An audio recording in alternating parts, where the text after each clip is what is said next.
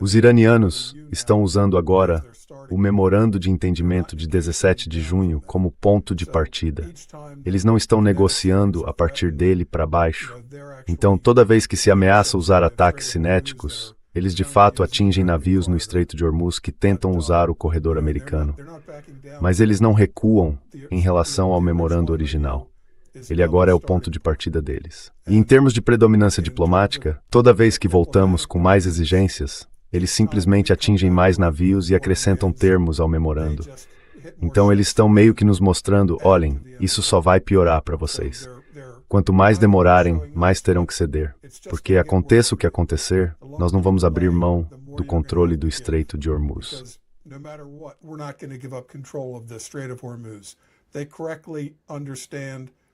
Eles entendem corretamente que essa é a carta na manga deles. Essa é a sua predominância, o controle geográfico do Estreito de Hormuz. Eles nunca vão abrir mão disso.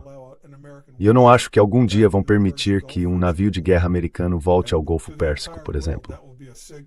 E isso será um sinal para o mundo inteiro. Nós fomos expulsos do Golfo Pérsico. Mas no fim das contas, se não voltarmos para a Quinta Frota, no Bahrein, o mundo inteiro vai entender quem venceu essa guerra. Então sim, eles não estão negociando no estilo, vamos ceder um pouco e ganhar um pouco. Eles estão simplesmente dizendo, vamos exigir mais. Portanto, quanto mais você prolongar isso, mais vai ter que ceder no final.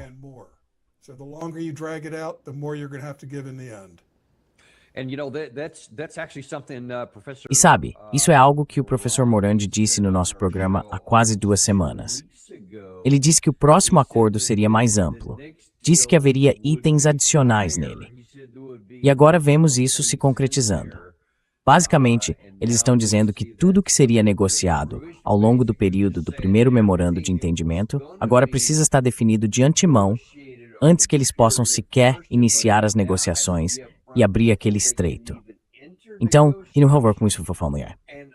Vejo que o ministro das Relações Exteriores do Irã, Abbas Araghchi,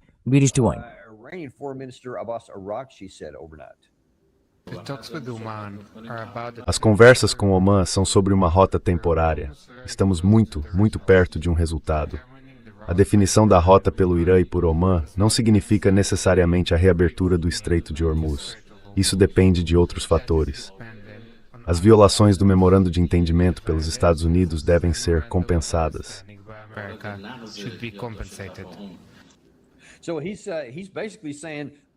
Então, basicamente, ele está dizendo, escute, estamos trabalhando e falando sobre isso há alguns dias. Pelo memorando de entendimento, Oman e Irã estavam negociando não com os Estados Unidos, mas apenas entre si, e ao que parece, com alguns outros atores regionais, para chegar a algum tipo de administração provisória que vão implementar nesse meio tempo. Mas eles dizem claramente que reconhecem que isso não significa necessariamente que o Estreito de Hormuz vai ser aberto. Porque pode ser ótimo para Oman e Irã chegarem a um acordo, se isso acontecer. Mas isso não tem nada a ver com o bloqueio dos Estados Unidos. Então, mesmo que eles apresentem isso, não vai necessariamente sinalizar uma abertura do Estreito de Hormuz. E ele reiterou mais uma vez que estão buscando alguma compensação. Você acha que isso é apenas uma tática de negociação? Ou acha que eles realmente querem tudo antecipadamente? Ou então nada será aberto?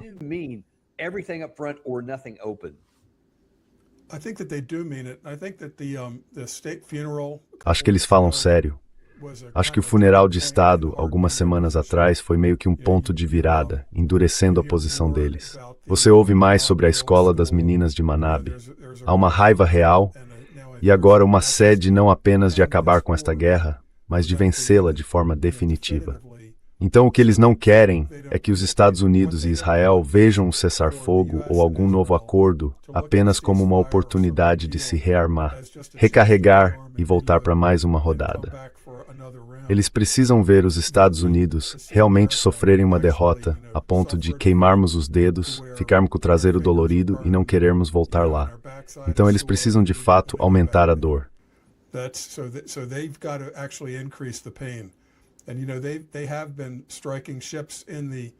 E eles têm atacado navios no corredor de Oman que tentavam passar furtivamente pelo que chamam de Canal Americano. Eles têm atingido esses navios. Então não estão recuando nisso. Eles estão seguindo à risca o Memorando de Entendimento número 5, que diz que isso será administrado, ou seja, controlado pelo Irã, em diálogo com Omã e num nível menor com outros estados do Golfo. Mas será conduzido pelo Irã. E eles não estão voltando atrás nisso, a ponto de ainda continuarem atacando navios. Uma forma de isso terminar seria porque eles não vão abrir esse estreito de forma alguma até que o outro bloqueio americano, o bloqueio secundário, seja suspenso.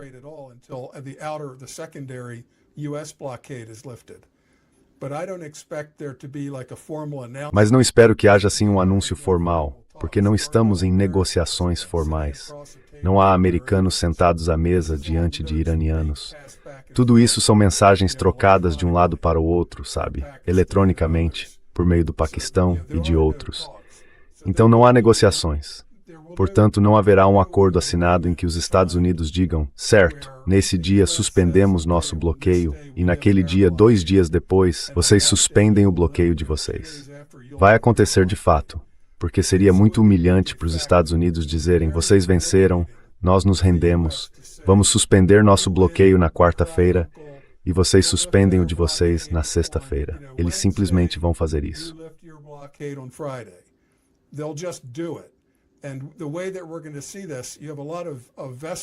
E a forma como vamos ver isso é a seguinte. Há muitos rastreadores privados de navios calculando o petróleo que está saindo agora pelo Estreito de Hormuz em comparação com antes da guerra e o petróleo que está saindo pelo Mar Vermelho por oleodutos e navios. Agora isso está em dúvida por causa dos OATs. Esses rastreadores usam vários métodos para contar os navios e o petróleo. Mas ao que tudo indica, está saindo mais petróleo. Agora, esses navios estão transferindo carga. Eles só estão se deslocando para fora do Estreito de Hormuz, mas ainda dentro do bloqueio naval que fica mais ao largo, o bloqueio naval dos Estados Unidos, e depois transferindo combustível.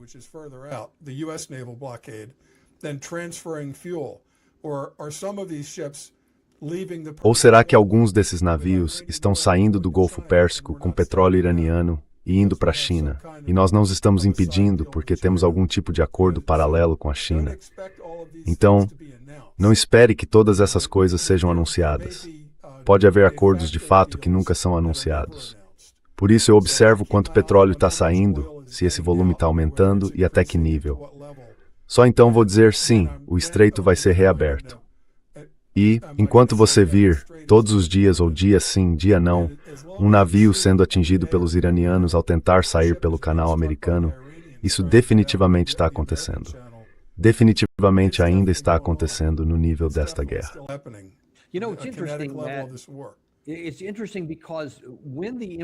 É interessante porque, quando o Memorando de Entendimento foi assinado em 17 de junho, o parágrafo 5 dizia, de forma inequívoca, que o Irã, e depois o Irã e Omã, tinham controle administrativo para decidir como aquilo seria aberto e assim por diante. E então voltamos e estabelecemos aquele corredor secundário em 5 dias. Acho que foi no 6º dia que os primeiros navios começaram a passar por ali. O Irã disse, esse não é o acordo. Eles atingiram alguns deles depois de alguns avisos. E então os Estados Unidos, foi aí que começamos aquela troca de ataques que durou 13 dias e assim por diante, certo? Desta vez, vários navios já foram atingidos. A menos que eu tenha deixado passar alguma coisa, não respondemos a nenhum desses ataques. Como você interpreta isso?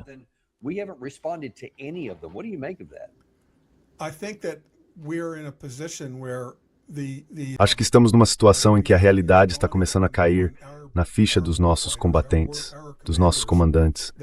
Até mesmo nossas tropas baseadas no oeste da Jordânia e em Israel estão seriamente na linha de fogo, porque eles atingiram uma das bases aéreas na Jordânia. E tivemos muitos feridos e danos. Então nenhuma das nossas bases está fora de alcance. E basicamente, estamos agora numa situação em que a guerra do século XX está se chocando com a guerra do século XXI. Estamos chegando a uma luta de metralhadoras da Primeira Guerra Mundial com cavalaria montada. Sabe, ela foi ótima, mas está obsoleta, porque nossos aviões de ataque precisam ser reabastecidos para conseguir ir de Israel e da Jordânia até alvos, até mesmo fora do Irã, pontos de lançamento fora do Irã. E isso é visível em tempo real.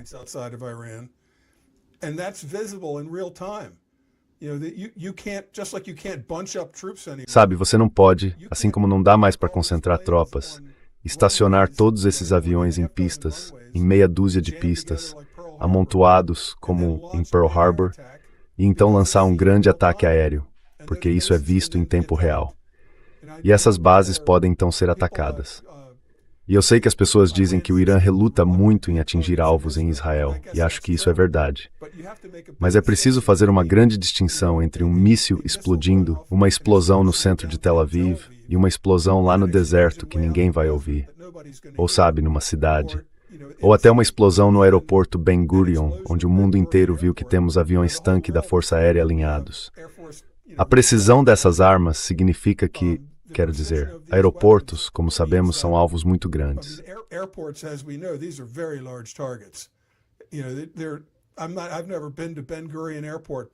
Sabe, eu nunca estive no aeroporto Ben Gurion, mas não acho que esses aviões fiquem estacionados, tipo, ao lado de um conjunto de apartamentos. Então, se você tem mísseis com precisão de 10 ou 20 metros, pode atingir os aviões sem causar vítimas civis. Portanto, o mundo não vai assistir horrorizado ao Irã atacar Israel se isso acontecer enquanto um grande ataque aéreo estiver sendo lançado a partir de Israel. Ninguém vai esperar que o Irã simplesmente sofra um ataque sem revidar, porque os aviões estão decolando de Israel. E eles já demonstraram que têm alcance, porque atingiram nossas bases na Jordânia. Então acho que estamos segurando o fogo porque sabemos que perdemos essa rodada. Perdemos essa. Não temos domínio da escalada.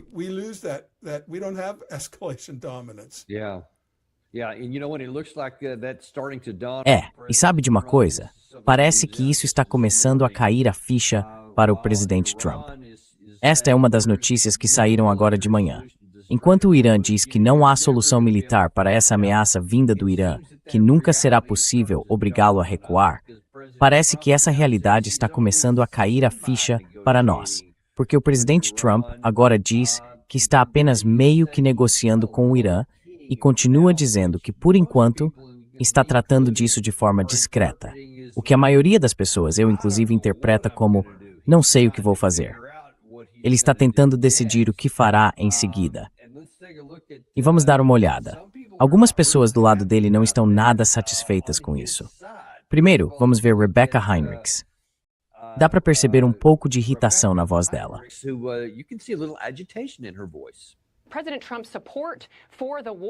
E o apoio à guerra entre a base do presidente Trump foi maior quando os Estados Unidos estavam realmente na ofensiva e obtendo grandes avanços militares ao lado dos israelenses. Esse apoio começou a despencar quando vimos esse cessar-fogo, as negociações e os iranianos parecendo muito confiantes e muito ousados, fazendo exigências aos Estados Unidos.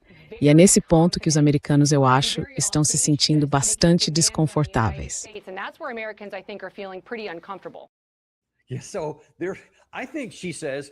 Então, ela diz, acho que os americanos estão desconfortáveis porque não estamos fazendo guerra o suficiente. Precisamos voltar e conseguir apoio. E ela parece completamente alheia ao fato de que tentamos 2 rodadas de ações militares para fazer isso funcionar. Nunca funcionou. E mesmo assim, sem se deixar desanimar por isso, ela não está satisfeita em baixar o tom. Ela quer voltar à guerra. Se esse for o caso para alguns apoiadores do presidente Trump, ele está recebendo algum apoio político de um lugar inesperado, até mesmo na MSNBC. Eles estavam falando hoje de manhã no Morning Joe sobre como frequentemente criticam o presidente Trump, mas de repente estão dizendo, mas essa coisa de baixar o tom, não sei, talvez faça algum sentido. Agora, vai falar um ex-analista da CIA, aposentado, eu acho que estava na MSNBC hoje de manhã. No começo, ele meio que vai concordar com Trump, o que por si só já é estranho. Mas ouça a conclusão de Daly no final.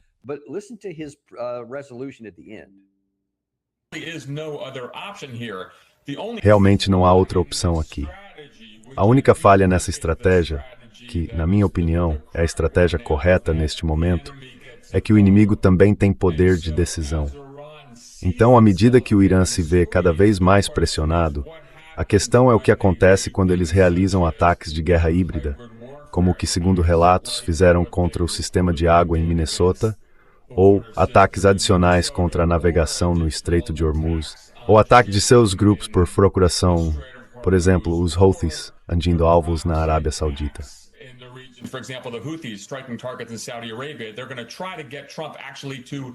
Eles vão tentar fazer Trump subir novamente essa escada de escalada. Vai haver muita tensão sobre o quanto os Estados Unidos tentarão seguir essa estratégia, entre aspas, discreta. Mas eu acho que é a estratégia certa e é a única. É a situação em que estamos. Não gostamos disso. Os Estados Unidos não vão necessariamente sair por cima nessa situação, mas certamente é melhor do que enviar 20 ou 30 mil tropas terrestres ou gastar todas as nossas munições de precisão numa campanha militar que na prática não funciona muito bem.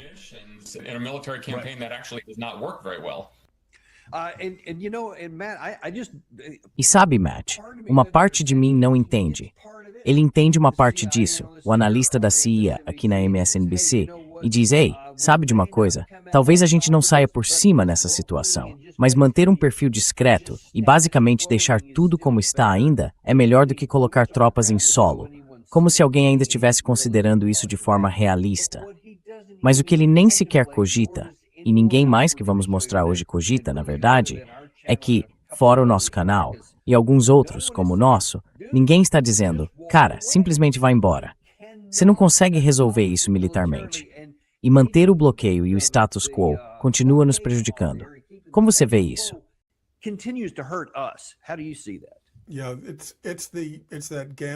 É aquela falácia do apostador, sabe?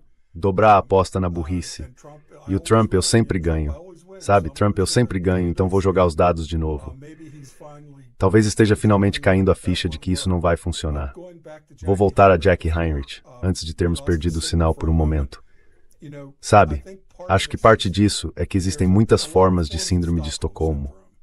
E uma delas é uma espécie de pensamento de grupo que toma conta. Ela está no refeitório da Fox News, sentada entre Kellogg, Keith e Jim Henson. Então provavelmente ela acha que é uma verdadeira moderada em comparação com o círculo social dela no refeitório e na sala de espera da Fox News. Ela provavelmente se sente uma verdadeira moderada.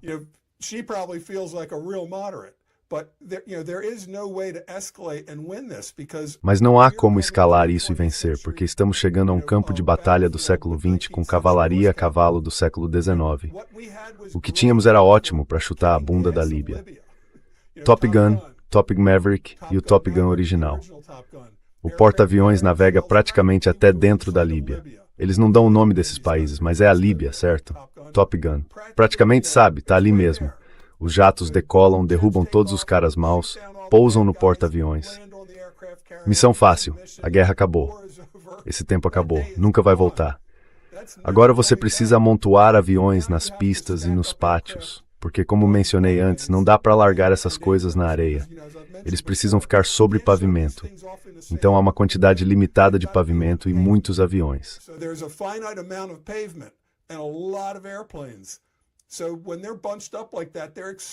Então, quando eles ficam concentrados desse jeito, ficam extremamente vulneráveis.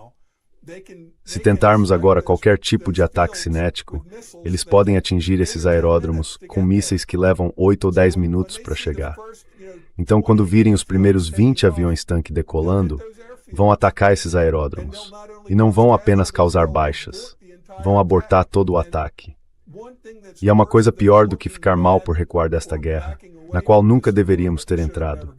O que vai ser absolutamente pior é sofrer uma derrota humilhante e esmagadora. Como lançar um grande ataque aéreo e depois ter 50 aeronaves destruídas no solo, outras 50 danificadas, e os aviões que conseguirem decolar não poderem pousar naquela pista porque ela está cheia de buracos e crateras, com destroços espalhados por toda parte.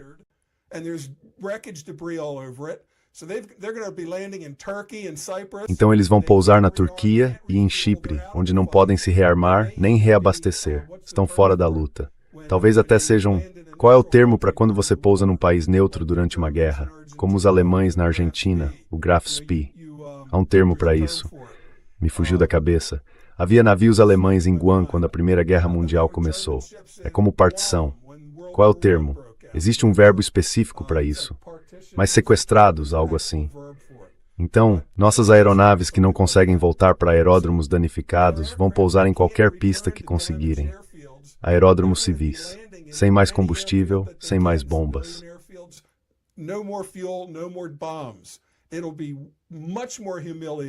Será muito mais humilhante do que tentar desfazer isso e declarar vitória, mesmo que nossa marinha não volte para o Golfo Pérsico.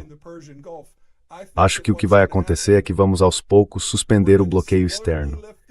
E à medida que mais petróleo sair do Golfo Pérsico, por causa da suspensão do bloqueio externo da Marinha dos Estados Unidos, o nosso lado vai levar o crédito por isso e dizer, olhem, a estratégia de Trump está funcionando, mais petróleo está saindo.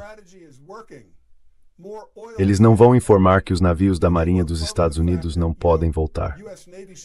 Nossas bases não podem ser reconstruídas. Não dá para reconstruir essas bases só com o que se descarrega de um C-17. Nossos navios carregados com material de construção para reconstruir as bases não terão permissão para voltar lá.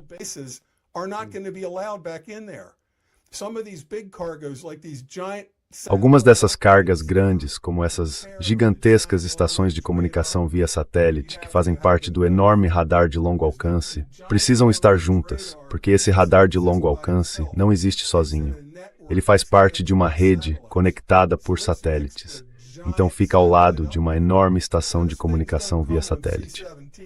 Essas coisas não chegam em aviões C-17, nem são montadas ali com kits tipo Tinker Toy. Isso chega num navio grande, é descarregado por guindaste e levado até o lugar. E isso não vai acontecer, eles não vão voltar para o Golfo Pérsico. Estão nos empurrando para trás. Isso não é coberto pela imprensa americana. Mas o resto do mundo vê isso.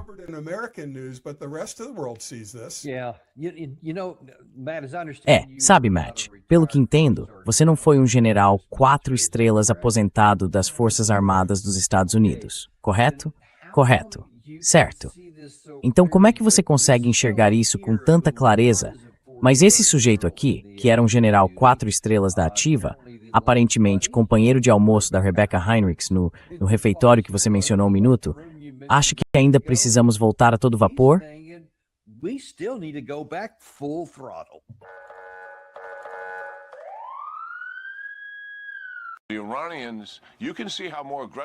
Os iranianos, dá para ver como estão se tornando mais agressivos em suas exigências diplomáticas a nós, quase pedindo que nos rendamos. Acho que o caminho deles daqui para frente, muito agressivo diplomaticamente, será também de muita agressividade violenta. O presidente Trump tem todas as opções em suas mãos. Ele pode tomar uma grande ação militar a qualquer momento que quiser para calar esses caras. Pode fazer isso ao longo de alguns dias. Pode fazer em menos tempo do que isso. Ele tem enormes opções, está muito ciente de tudo isso, e veremos o que acontece.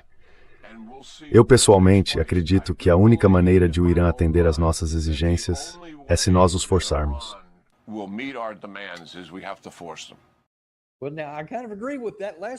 Bem, agora eu meio que concordo com essa última parte que ele disse. A única maneira de eles atenderem às nossas exigências é se nós os forçarmos, mas não podemos forçá-los. E aí vem essa parte estranha, Matt. Ele diz, olha, todas as opções estão nas mãos do presidente Trump. Opções enormes. Podemos fazer isso em dias.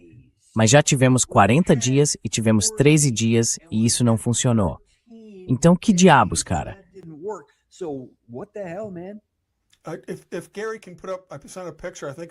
Se o Gary puder colocar uma imagem, eu acho, de um B-52, é uma comparação sobre lançar bombas convencionais. Diz assim, lembram quando lançamos 3 vezes mais toneladas de bombas sobre o Vietnã, Laos e Camboja do que lançamos sobre a Alemanha e toda a Europa ocupada na Segunda Guerra Mundial, e depois vencemos a Guerra do Vietnã? Não vencemos. Então, naquele mapa no canto, o Vietnã do Sul, pelo qual lutamos durante a maior parte de uma década, tem apenas o tamanho daquela área, bem ao redor do Estreito de Hormuz. Eles podem disparar mísseis de qualquer parte do Irã que atinjam esse arco, ou de qualquer uma das ilhas, ou de qualquer um dos países do Golfo, do outro lado da região do Golfo Pérsico. Durante a Guerra do Vietnã, nós fazíamos esses B-52 voarem de um lado para o outro à vontade.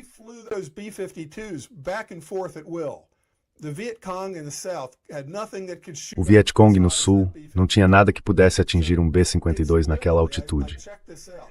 Então, literalmente, eu conferi isso. É mais de 100 vezes mais barato por quilo de explosivo de alta potência simplesmente lançar uma bomba convencional de um B-52 do que disparar um míssil de longo alcance de fora do Irã. Então podíamos despejar toda aquela tonelagem enorme sobre o pequeno Vietnã do Sul, que tem 1/10 do tamanho do Irã, durante anos, e ainda assim não derrotá-los. Eles continuaram enviando material de guerra pela trilha Ho Chi Minh, que, para quem é mais jovem do que nós, passava paralelamente ao Vietnã do Norte e ao Vietnã do Sul, por Laos e Camboja. Então esses países não tinham como se opor a que os Estados Unidos realizassem missões aéreas bem sobre seus territórios, lançando megatons de bombas convencionais diretamente sobre a trilha Ho Chi Minh.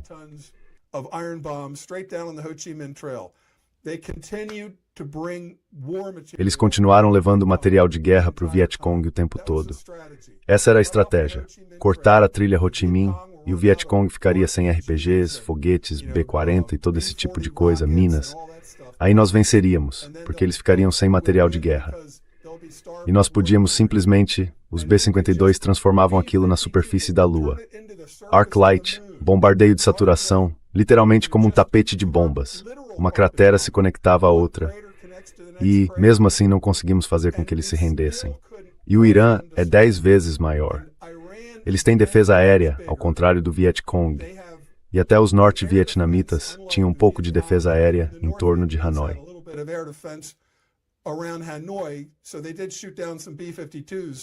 Então eles de fato derrubaram alguns B-52, obviamente, mas não o suficiente para nos deter. Eles não nos fizeram abandonar a campanha de bombardeios porque tínhamos prisioneiros de guerra no Hilton de Hanoi. Continuamos simplesmente voando de um lado para o outro, Tailândia para Guam, lançando bombas durante anos. Agora não conseguimos nem sobrevoar o Irã com aeronaves. Usamos Predators e Reapers e eles os derrubam. Então, temos de lançar mísseis de longo alcance, que custam centenas de vezes mais do que uma bomba de ferro, para atingir um alvo dentro do Irã. Pensar que eles vão desistir depois de mais algumas semanas de bombardeios praticamente insignificantes, comparados ao que fizemos no Vietnã. Bombardeios insignificantes. Nada comparado ao Vietnã.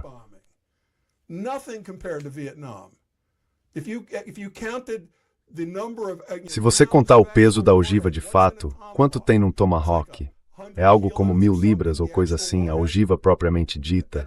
Isso equivale a quê? A umas 2 bombas de 500 libras lançadas de um B-52? Um B-52 atrás do outro, dia e noite, durante anos?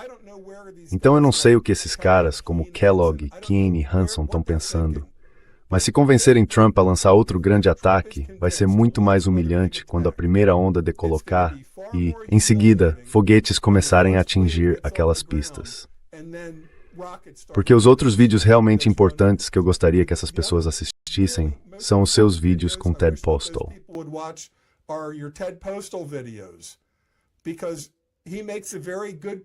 Porque ele defende muito bem que nossos Patriots não têm funcionado, apesar de alegarem uma taxa de 90%. Tipo, agora é um desastre porque estamos ficando sem Patriots. Ele argumenta que eles são apenas uma arma psicológica de defesa. Fazem suas tropas sentirem que há uma defesa, quando na verdade não há. Talvez a taxa de interceptação seja de 5 ou 10%, porque as pessoas precisam pensar, esses mísseis estão vindo para baixo. E é muito interessante usar os termos que ele usa, 4 km por segundo. E o interceptor está subindo a 1,5 km por segundo. Então, em um segundo, eles cruzam mais de 5 km de espaço.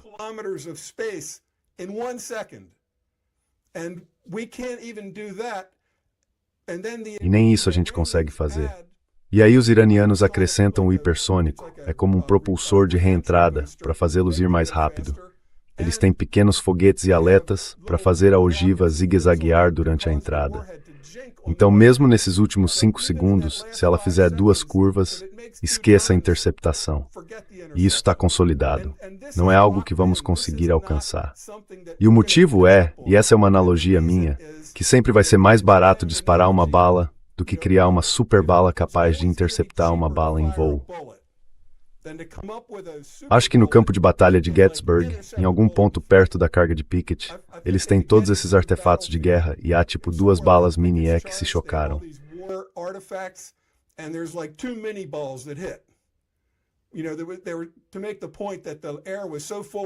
Sabe, para mostrar como o ar estava tão cheio de chumbo, 2 projéteis mini-E, que são de chumbo com uma pequena cavidade oca, calibre .60, projéteis enormes, acertaram. Isso foi só uma casualidade, porque dezenas de milhares de tiros estavam sendo disparados dos 2 lados. Mas achar que vamos inventar uma bala que simplesmente derruba as outras balas, elas vêm a 4 km por segundo. Então o que temos é uma força aérea do século XX. Aviões de ataque, aviões tanque, armas de lançamento à distância, que custam uma fortuna para levar uma pequena ogiva até o centro do Irã. E eles investiram-se numa ofensiva aérea do 21, baseada em foguetes que conseguimos deter.